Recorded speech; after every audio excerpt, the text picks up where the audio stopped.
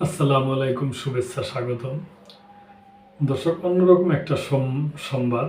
মানে আমরা ঢাকা শহরে আমাদের এখানে অনেক লোকের বসবাস। এখানে প্রতিটা ফ্যামিলিতেই বাচ্চা থাকে এবং উঠতি বয়সের পোলাপান থাকে, যেমন 10-12 বছর থেকে শুরু করে 18-20 বছর।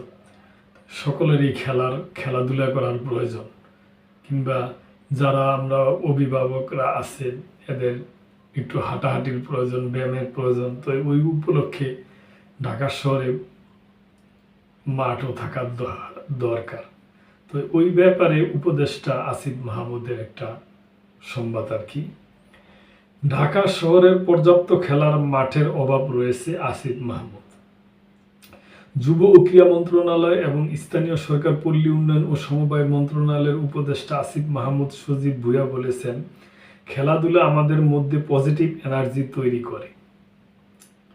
খেলাধুলা তরুণ সমাজকে মাদক মুক্ত রাখে এবং আদর্শ তরুণ সমাজ গঠনে ভূমিকা রাখে। ঢাকা শহরে পর্যাপ্ত খেলার মাঠের অভাব রয়েছে। অনেক মাঠ দখল হয়ে গেছে। অন্তর্বর্তীকালীন সরকার দখলকৃত মাঠগুলো পুনরুদ্ধারের উদ্যোগ নিয়েছে।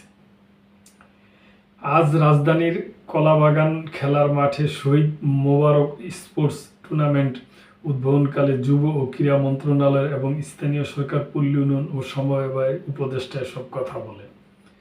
উপস্থিত সকলকে ধন্যবাদ জানিয়ে উপদেষ্টা আসিফ মাহমুদ সজীব ভুঁইয়া বলেন, জুলাই গণ অভ্যুত্থানে এক রক্তক্ষয়ী আন্দোলনের মাধ্যমে দেশে ফ্যাসিবাদী শক্তির পতন হয়েছে।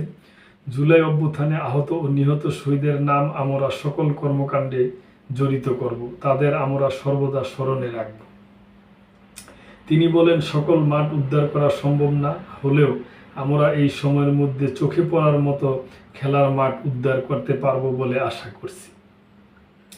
অন্তর্বর্তীকালীন সরকার ঢাকা নর্থ সিটিকে একটি মডেল সিটি হিসাবে রূপান্তর করার উদ্যোগ গ্রহণ করেছে,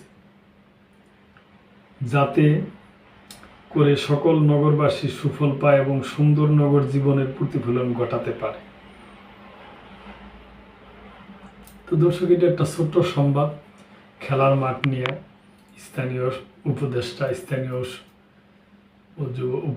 আসিফ মাহমুদ ভুঁইয়া উনি এই মন্তব্য করেছেন।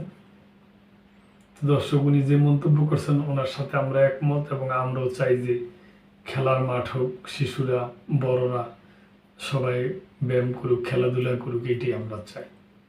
তো দর্শক, আজকে এই পর্যন্তই। ভালো থাকবেন, চ্যানেলটিকে সাবস্ক্রাইব করে পাশেই থাকবেন। আল্লাহ হাফেজ।